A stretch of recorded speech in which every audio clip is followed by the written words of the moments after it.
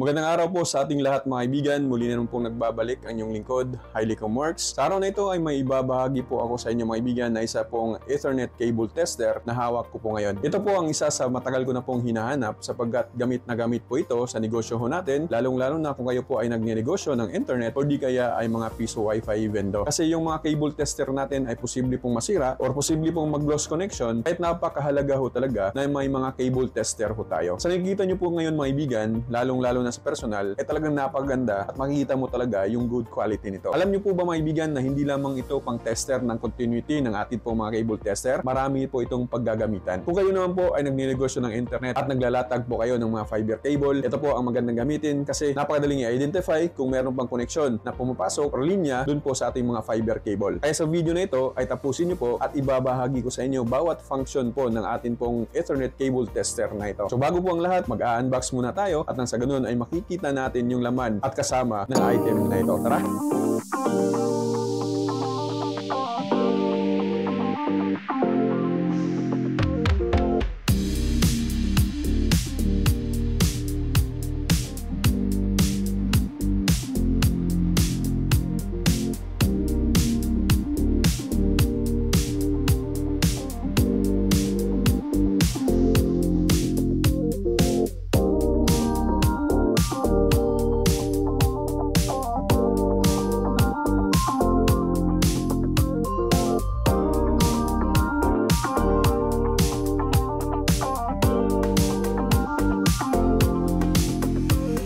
So ngayon maibigan ay i-testing natin yung kanyang cable continuity test, no, para makita natin. So syempre open lamang natin itong ating dalawang item na ito. Tapos kukuha tayo ng isang UTP cable. So yung dulo nito lagay natin dito. Tapos ito namang isa lagay natin dito sa gilid. So dito naman pupunta tayo dito sa con, itong pinakauna na apps or na app. So click lamang natin yung okay. Tapos click okay para mag-start tayo. So testing, wait lamang natin mga kaibigan. So nakita niyo, pag ganyan po ang kanyang makita natin, ay ibig sabihin goods po yung atin pong UTP cable. So makikita po natin sa screen ngayon kung ano yung mga hindi magandang pag-crimp ng ating UTP cable. Makikita natin dyan sa picture, yan po yung itsura maibigan na may problema po yung atin pong UTP cable. So sa continuity, sa cable testing natin ay napakasimple at napakadali. Ganito lamang po siya gamitin. So next naman ho tayo.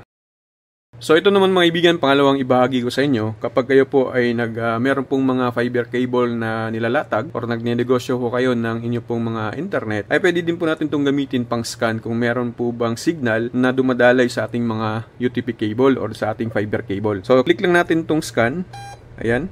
So kung makikita nyo po maibigan, pag itap natin dito, tapos blue yung kulay, pang blink niya is may blue, ibig sabihin maibigan may signal po na dumadaloy sa atin pong optic cable or UTP cable or fiber cable. So ngayon naman, itesting natin na hugutin natin yung saksakan, i-power off natin, at makikita nyo po na magkulay red lang po ito. Steady po siya na kulay red. Ito maibigan, naka-switch off na po itong media ko natin. Ito naman ay tap natin dito banda. So nakikita nyo na po, wala pong signal na dumadaloy. Sapagkat red lang po yung kulay na makikita natin dyan, ibig sabihin wala hong signal. So maganda ho talaga na gamitin natin to na pang scan sa atin pong mga fiber cable na kung saan ay makikita natin na walang signal na dumadaloy sapagkat pula o red lamang po yung light indicator na nakikita natin. So ganyan din po kaganda maibigan ang item na ito. So next ho tayo.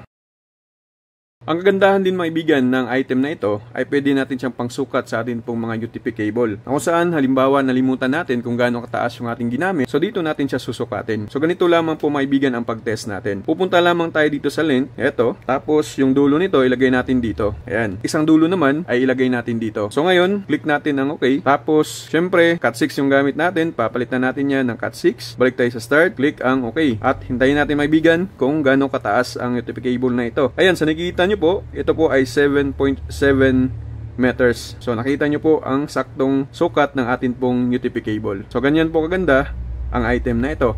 So next po tayo.